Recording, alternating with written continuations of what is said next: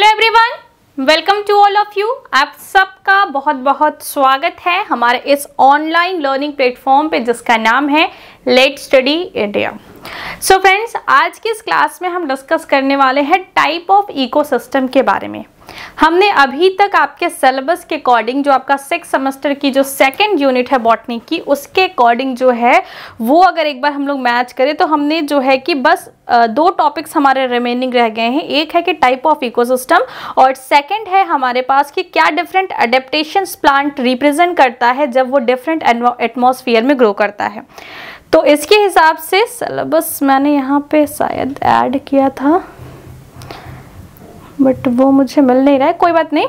हमने जो है कि जो मेजॉरिटी टॉपिक्स थे वो ऑलरेडी कर लिए हैं, बस हमें अभी 2 टॉपिक्स करने हैं। उसमें है टाइप ऑफ इकोसिस्टम के बारे में और सेकंड में है कि डिफरेंट टाइप ऑफ अगर हम इकोसिस्टम या different type of atmospheric pressures पे अगर प्लांट्स ग्रो करते हैं तो उनके अंदर क्या क्या अडेप्टेशन और चेंजेस देखने को मिलते हैं, इसके बारे में हम लोग 2 टॉपिक्स जो है अभी हमें रिमेन रह गया इस यूनिट में डिस्कस करने के लिए। तो अगर हम एक बार रिवाइज कर ले कि हमने क्या क्या डिस्कस किया है, तो हमने इकोलॉजी के बेसिक्स डिस्कस किए थे, उसके फैक्टर्स, पॉजिटिव नेगेटिव इंटरैक्शंस के बारे में डिस्कस किया था, सक्सेशन डिस्कस किया था और फिर हमने इकोलॉजी में जो इकोसिस्टम है उस इकोसिस्टम के फंक्शनल और स्ट्रक्चरल कंपोनेंट्स के बारे में डिस्कस किया था। फंक्शनल की अगर हम बात करें तो हमने वहां पे प्रोडक्टिविटी, एनर्जी फ्लो और जो है कि न्यूट्रिएंट साइक्लिंग और डिकम्पोजिशन, ये 4 टॉपिक को काफी डिटेल में डिस्कस किया था। और जो है कि अब हम टाइप ऑफ इकोसिस्टम के बारे में डिस्कस कर रहे हैं। May be type of ecosystem discuss करते समय थोड़ी वीडियोस आपको मिले। आज की इस क्लास में बेसिकली हम लोग जो कह सकते हैं कि आज की क्लास में हम डिस्कस करने वाले हैं कि जो इकोसिस्टम टर्म्स है या इकोसिस्टम में जो टाइप ऑफ इकोसिस्टम है उसके बारे में हम डिस्कस करने वाले हैं। बेसिक्स हम यहाँ पे पहले डिस्कस करेंगे कि भाई इकोसिस्टम के टाइप्स का मतलब क्या है और कितने डिफरेंट टाइप ऑफ इकोसिस्टम हमारे इस बायोस्फीयर में हमें देखने को मिलते हैं। अब देखिए, इकोसिस्टम वर्ड्स अगर हम पढ़ना स्टार्ट करते हैं तो हमें मतलब हमने वहां पे बायोटिक और एबायोटिक दोनों कंपोनेंट को कंसीडर किया था।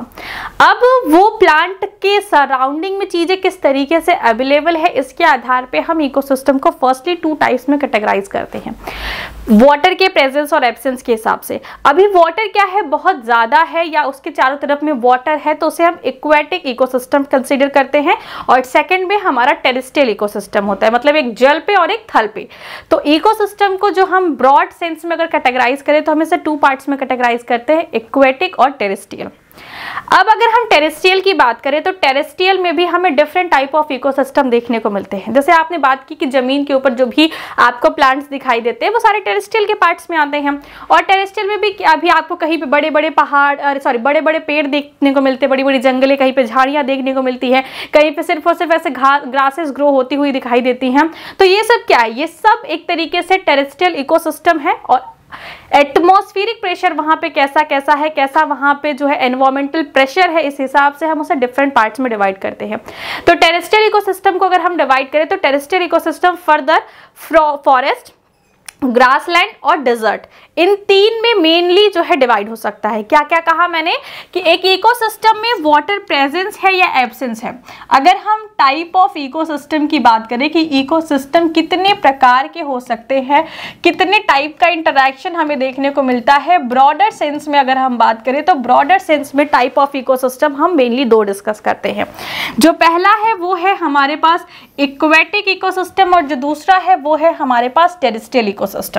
तो पहले हम लिख लेते हैं टेरेस्ट्रियल इकोसिस्टम, टेरेस्ट्रियल इकोसिस्टम और सेकंड है हमारे पास एक्वेटिक इकोसिस्टम। ठीक है, अब टेरेस्ट्रियल और एक्वेटिक किस हिसाब से कि अगर वहां पे इकोसिस्टम में सराउंडिंग में वाटर जो है वो अवेलेबल रहता है अपर सरफेस पे तो वो हमारा एक्वेटिक में आ जाता है। और अगर वो जो है टेरेस्ट्रियल मतलब कि लैंड पे रहता है इकोसिस्टम तो वो हमारा टेरेस्ट्रियल इकोसिस्टम हो जाता है।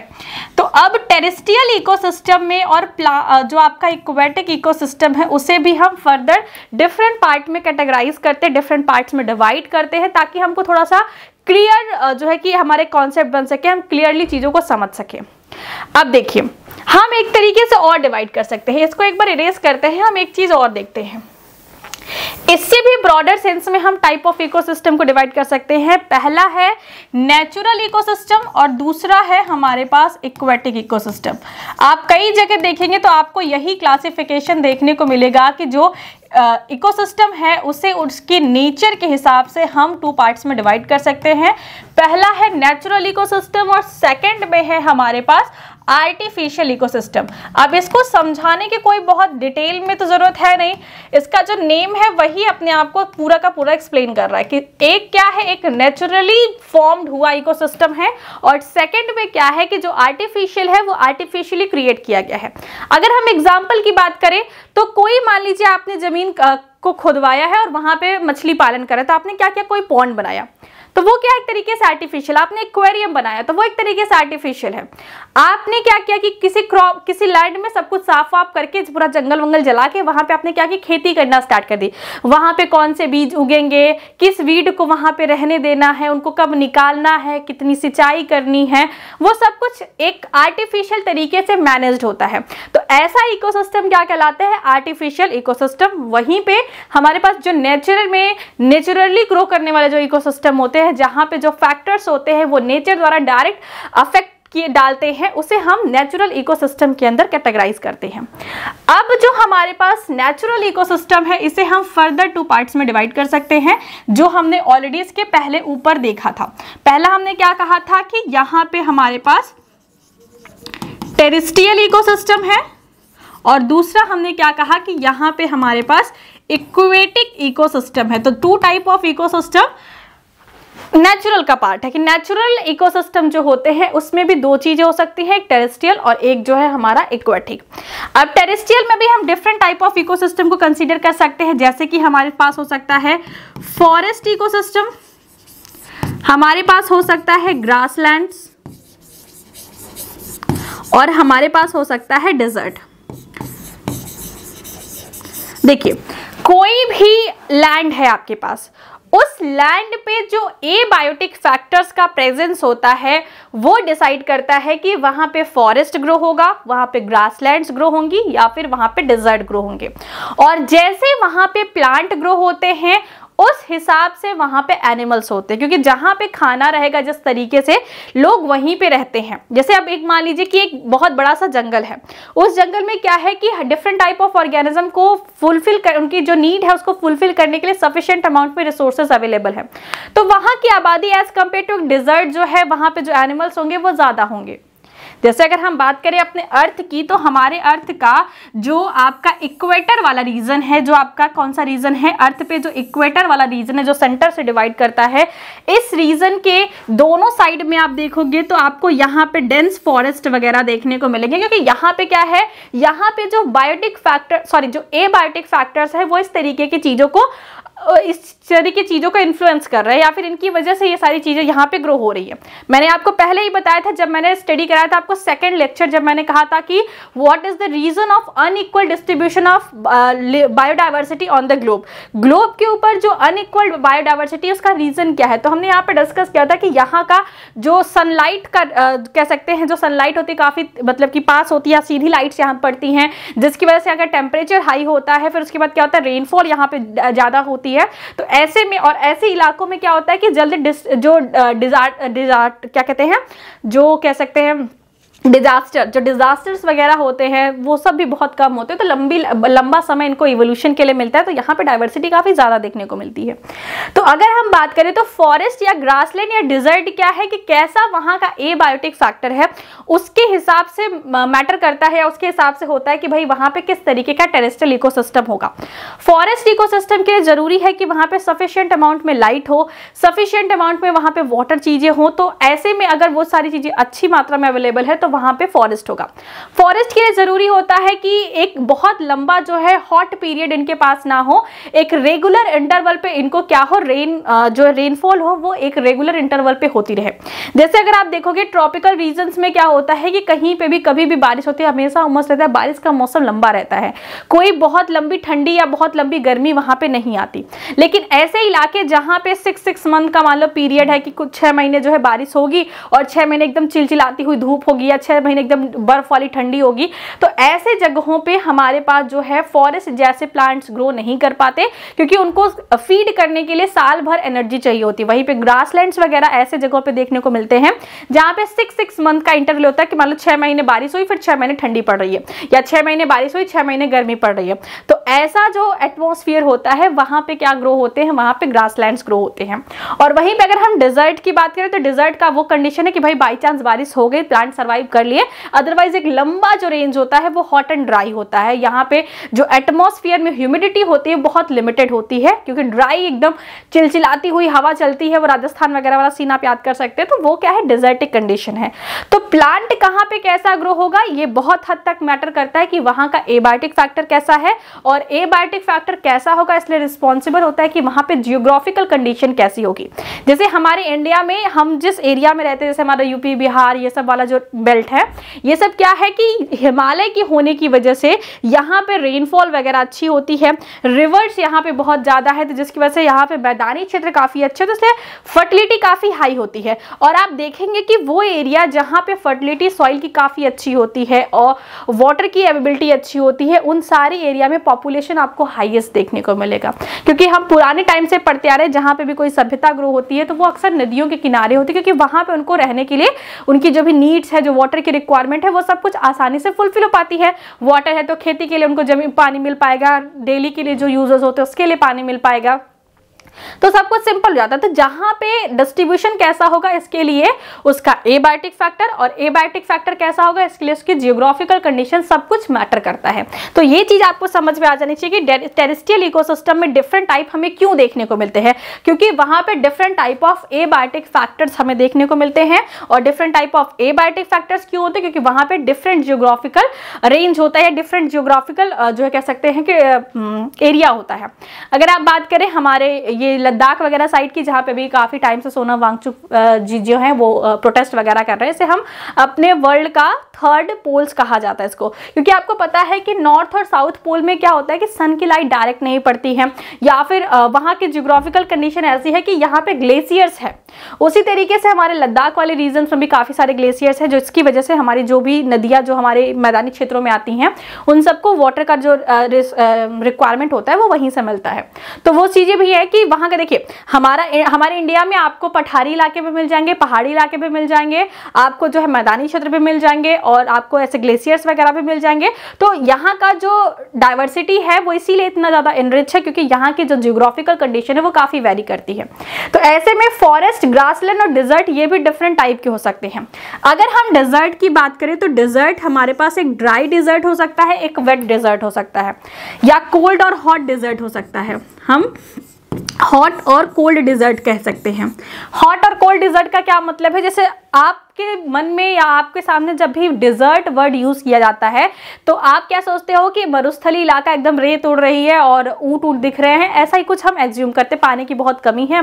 लेकिन डिजर्ट एक और तरीके के हो सकते हैं। जैसे डिजर्ट का सिंपल सा मतलब ये होता है, वो खाने वाला डिजर्ट नहीं, डिजर्ट का सिंपल सा मतलब ये होता है कि वहां पे पानी की जो अवेलेबल फॉर्म है, जो यूजेबल फॉर्म है, उसकी कमी होती है। तो जो ग्लेशियर्स वगैरह वाले रीजन्स होते हैं वहां पे भी पानी जो है वो क्या होती है, वो अपने फ्रोजन फॉर्म में होती है, वो अपनी जमी हुई अवस्था में होती है। तो वहां पे भी हमारे प्लांट्स के लिए, वहां पे भी रहने वाले एनिमल्स के लिए वो पानी यूजेबल फॉर्म में नहीं होता। हालांकि वहां पे पानी के सॉलिड पार्टिकल्स या उसके सॉलिड फॉर्म काफी ज्यादा प्रेजेंट होते हैं, लेकिन वो क्या होते हैं, यूजेबल फॉर्म में नहीं होते, इसलिए हम उस एरिया को भी डिजर्ट कहते हैं। तो अगर आपके पास कोल्ड डिजर्ट का मतलब है कि वो जो पोलर वाले रीजन्स होते हैं जहां पे वाटर हमेशा क्या होता है, ज्यादा से ज्यादा समय में वो क्या होता है, जम हुई अवस्था में होता है, तो उसे हम कहते हैं कोल्ड डिजर्ट। और जो आप नॉर्मली आप थार का मरुस्थल, सहारा मरुस्थल और ये आपका राजस्थान वाला मरुस्थल, ये सब जो हम पढ़ते हैं ये हमारा हॉट डिजर्ट होता है, क्योंकि यहाँ पे पानी किसी फॉर्म में अवेलेबल नहीं होता। लेकिन कोल्ड डिजर्ट में पानी होता है लेकिन वो अपने सॉलिड फॉर्म में होता है, इसलिए उसे हम डिजर्ट कहते हैं, क्योंकि वो अवेलेबल फॉर्म नहीं है, प्लांट ना उसे एब्जॉर्ब कर सकते हैं, ना एनिमल उसे खा सकते हैं, मतलब पी सकते हैं। तो ये क्या है, डिजर्ट के टाइप्स है। ओ नो, समझ लेते हैं। ग्रासलैंड जो होते हैं, ग्रासलैंड भी डिफरेंट टाइप के हो सकते हैं, जैसे आप टेम्परेट ग्रासलैंड और ट्रॉपिकल ग्रासलैंड कह सकते हैं। इसके बारे में हम डिटेल में पढ़ेंगे जब हम टेरेस्ट्रियल इकोसिस्टम के बारे में डिटेल में पढ़ेंगे। और फॉरेस्ट भी इसी तरीके से डिफरेंट टाइप के हो सकते हैं, जैसे ट्रॉपिकल फॉरेस्ट और टेम्परेट फॉरेस्ट। सिंपल सा मतलब ये है कि अगर कोई ग्रासलैंड आपके इक्वेटर के मतलब आपके ग्लोब पे अगर वो ट्रॉपिकल रेंज में प्रेजेंट है, जैसे हमने क्या किया था कि हमने जब पढ़ा था तो हमने एक बार ऐसे ग्लोब बनाया था और ग्लोब में हमने यहाँ पे सेंटर में एक लाइन बनाई थी जिसे हमने इक्वेटर नाम दिया था। इक्वेटर के बोथ साइड में क्या था, ट्रॉपिकल रीजन था, ट्रॉपिकल के बोथ साइड में क्या था, टेम्परेट रीजन था। इस तरीके से हमने देखा था कि यहाँ पे क्या है, ये है हमारा इक्वेटर, इक्वेटर के इधर क्या है, ट्रॉपिकल रीजन है और इधर भी क्या है, ट्रॉपिकल रीजन है। 20 डिग्री ये हमारे पास ट्रॉपिकल रीजन था। और इसके नेक्स्ट में हमने क्या देखा था कि यहाँ पे हमारे पास टेम्परेट रीजन है और यहाँ पे भी हमारे पास टेम्परेट रीजन है। तो ट्रॉपिकल रीजन के 20 डिग्री की अगर हम इधर उधर बात करें तो यहाँ पे टेम्परेट रीजन होता है। अगर कोई फॉरेस्ट ट्रॉपिकल रीजन में है तो इसे हम क्या कह देते हैं, ट्रॉपिकल फॉरेस्ट कह देते हैं।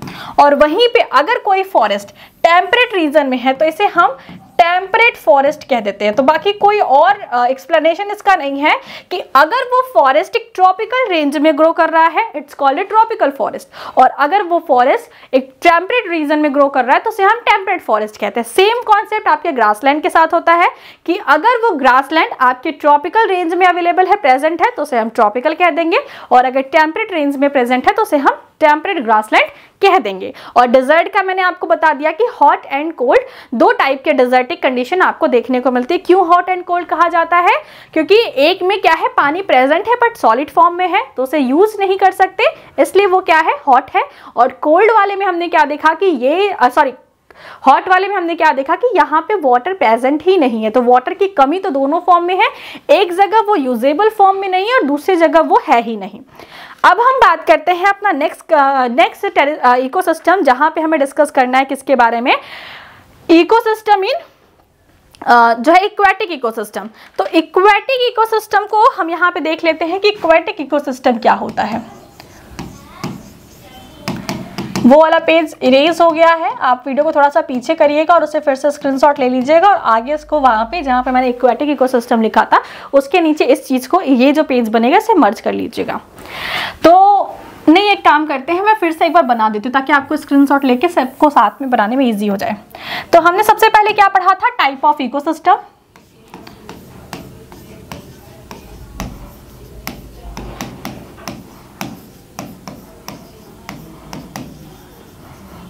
टाइप ऑफ इकोसिस्टम, तो टाइप ऑफ इकोसिस्टम को हमने 2 पार्ट्स में डिवाइड किया था। पहला हमारे पास था नेचुरल इकोसिस्टम,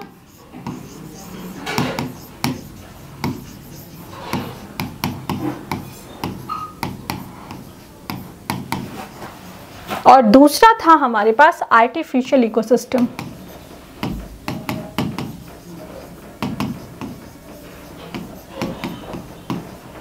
एक था नेचुरल और दूसरा क्या था, आर्टिफिशियल इकोसिस्टम। नेचुरल इकोसिस्टम को फर्दर हमने डिवाइड किया था 2 पार्ट्स में। एक को कहा था हमने टेरेस्ट्रियल और दूसरे को हमने क्या कहा था, इक्वेटिक। तो हमने यहाँ पे बना लिया टेरेस्ट्रियल और सेकंड में हमारा जो है वो है हमारा इक्वेटिक इकोसिस्टम। ठीक है, अब देखिए टेरेस्ट्रियल इकोसिस्टम को फर्दर हमने डिवाइड किया था 3 पार्ट्स में। हमारा पहला था फॉरेस्ट, दूसरा था ग्रासलैंड और तीसरा था डेजर्ट। तो ये है हमारे पास फॉरेस्ट, ये है हमारे पास ग्रासलैंड और ये है हमारे पास डेजर्ट। तो ये 3 कंडीशंस हैं टेरेस्ट्रियल इकोसिस्टम के।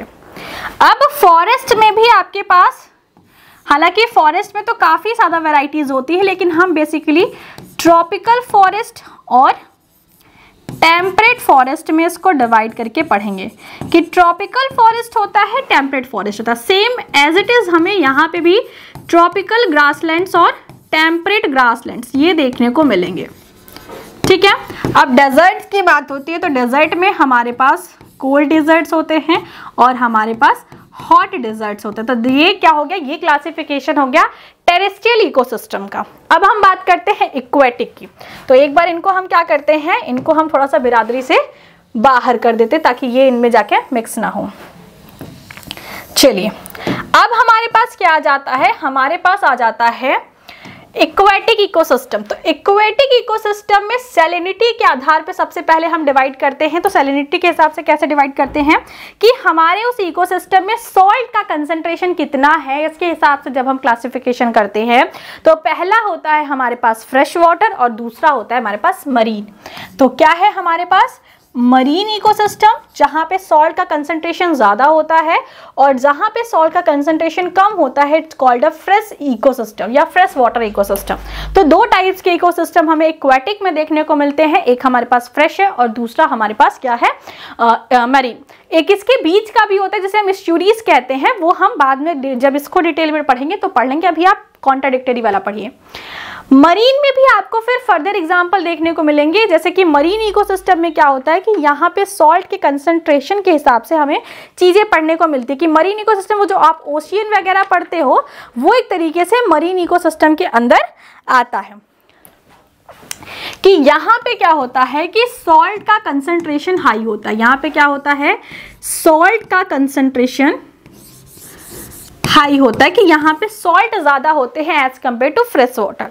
तो जनरली जो एनिमल्स मरीन इकोसिस्टम में रहते हैं वो एनिमल्स भी एक तरीके से पानी की मतलब पानी की कमी या स्कैरसिटी के साथ सफर करते हैं।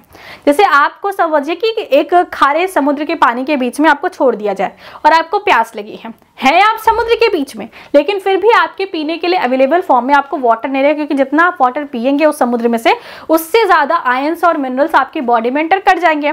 तो आपकी बॉडी का जो सॉल्ट टू वाटर रेशियो है वो कभी भी डिक्रीज नहीं हो पाएगा। इसलिए ऐसे जो एनिमल्स होते हैं इनमें डिफरेंट टाइप के एडेप्टेशन होते हैं, जिससे कि ये वाटर को इस तरीके से फिल्टर कर पाते हैं कि सॉल्ट का कंसंट्रेशन वो रिलीज कर देते हैं और वाटर को जो है वो उसकी सहायता से उनका होम्योस्टेटिस मेंटेन रहता है। तो वो सब एडेप्टेशन अगर आपको पढ़ने होते तो हम बताते हैं। लेकिन यहाँ पे समझिए कि मरीन इकोसिस्टम में सॉल्ट का कंसंट्रेशन हाई होता है और वहीं पे फ्रेश वाटर में एक नॉर्मल सॉल्ट प्रेजेंट होता है। इन दोनों के बीच का एक एरिया होता है जिसे हम क्या कहते हैं, जिसे हम एस्चुरीज कहते हैं। तो इसमें क्या होता है कि इसमें मरीन इकोसिस्टम या ओशियन से क्या होता है थोड़ा सा सॉल्ट कम होता है, लेकिन फ्रेश वाटर से सॉल्ट ज्यादा होता है। और यहीं पे एक एरिया आता है जिसे हम वेटलैंड्स कहते हैं। तो वेटलैंड जनरली हम फ्रेश वाटर में पढ़ते हैं, लेकिन जो फ्रेश वाटर इकोसिस्टम जब हम पढ़ते हैं तो वहां पे एक वेटलैंड भी आता है। अब फ्रेश वाटर इकोसिस्टम में हमारे पास डिफरेंट टाइप के इकोसिस्टम हो सकते हैं, जैसे कि हमारे पास लेक हो सकता है, हमारे पास पॉन्ड्स हो सकते हैं। तो इस तरीके से हम different type of aquatic ecosystem जो कि फ्रेश वाटर के होते हैं वो भी पढ़ते हैं। लेकिन वो अगर हम डिवाइड करें कि फ्रेश वाटर में जो वाटर है क्या वो मूव कर रहा है या मूवेबल फॉर्म में नहीं है, वो स्टैग्नेंट वाटर है, तो इसके हिसाब से हम फ्रेश वाटर इकोसिस्टम को दो पार्ट्स में डिवाइड कर सकते हैं, लोटिक और लेंटिक।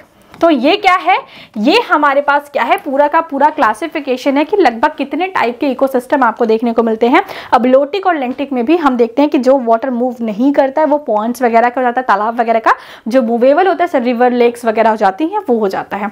तो सिंपल से एक बार रिवाइज करिए कि हमारे पास इकोसिस्टम जो होते हैं वो नेचुरल भी हो सकते हैं, मैनमेड भी हो सकते हैं। नेचुरल इकोसिस्टम, मैनमेड का एक बार एग्जाम्पल लेके छोड़ दीजिए। नेचुरल इकोसिस्टम में हमारे पास दो एग्जाम्पल्स है। पहला क्या है कि हमारे पास एक्वेटिक है, टेरेस्ट्रियल है। टेरेस्ट्रियल की अगर हम बात करें तो यहाँ पे हमारे पास फॉरेस्ट है, जो है कि ग्रासलैंड्स है और डिजर्ट्स हैं। फॉरेस्ट और ग्रासलैंड दो जो है कि वो ट्रॉपिकल टेम्परेट दोनों रीजन्स में हो सकते हैं, और जो हमारे पास डिजर्ट है वो हॉट एंड कोल्ड दोनों हो सकता है। वहीं पे अगर हम बात करें किसका, एक्वेटिक इकोसिस्टम की, तो ये मरीन हो सकता है, फ्रेश वाटर हो सकता है, और इनके बीच का हो सकता है एस्चुरीज। मरीन में भी हम ब्लैक वो पढ़ते हैं कि भाई उनका लेवल कैसे है, हम हॉट थर्मल वेंट्स के बारे में पढ़ेंगे, हम स्ट्रेटिफिकेशन के बारे में पढ़ेंगे, तो वो सब हम आगे डिटेल में पढ़ेंगे, लेकिन अभी बस नाम जान लीजिए। उसके बाद फ्रेश वाटर इकोसिस्टम को भी हम उनके वाटर की मूवेबिलिटी और स्टैग्नेंट के हिसाब से डिवाइड करते हैं। तो लोटिक और लैंटिक दो टाइप्स हमें देखने को मिलते हैं। तो ये पूरा क्लासिफिकेशन था जो कि आपको एक इकोसिस्टम के डिफरेंट टाइप्स के बारे में बताता है। एक वीडियो में हम जो आपका टेरेस्ट्रियल इकोसिस्टम है उसे कवर कर लेंगे, और सेकेंड वीडियो में हम एक्वेटिक इकोसिस्टम के बारे में कवर करेंगे। तो इसका आप स्क्रीनशॉट लेना चाहते हो तो ले लीजिए। 2 वीडियोस होंगी जिसको कंप्लीट करने के बाद आप टाइप ऑफ इकोसिस्टम से रिलेटेड जितने भी आपके टॉप कॉन्सेप्ट्स होंगे वो सब आपको गेन हो जाएंगे। तो आप यहाँ पे देख सकते हैं कि आप देख सकते हैं कि नेचुरल और आर्टिफिशियल इकोसिस्टम है। नेचुरल में आपके पास टेरेस्ट्रियल है और फिर एक्वेटिक है। एक्वेटिक में आपके पास फ्रेश है और मरीन है, और वहीं पे फ्रेश में आपके पास लोटिक है और लेंटिक है। तो इस तरीके से आपके पास क्या हो सकता है, देखिए लोटिक क्या है, मूवेबल है, लेंटिक जो है वो नॉन मूवेबल है। तो पॉन्ड्स और रिवर को इस तरीके से डिवाइड किया गया है। तो ये था आज की इस वीडियो के बारे में कंप्लीट इन्फॉर्मेशन। मिलेंगे नेक्स्ट वीडियो में जहां पे हम और डिटेल में चीजों को डिस्कस करेंगे कि भाई किस तरीके से चीजें काम करती है, सब कुछ कैसे रन करता है, कैसे डिफरेंट इकोसिस्टम के क्या क्या मेन फीचर्स होते हैं, वो सब कुछ हम डिस्कस करेंगे। तो आज के इस वीडियो के लिए इतना ही, मिलते हैं नेक्स्ट वीडियो में। तब तक पढ़ाई करते रहिए। All the very best.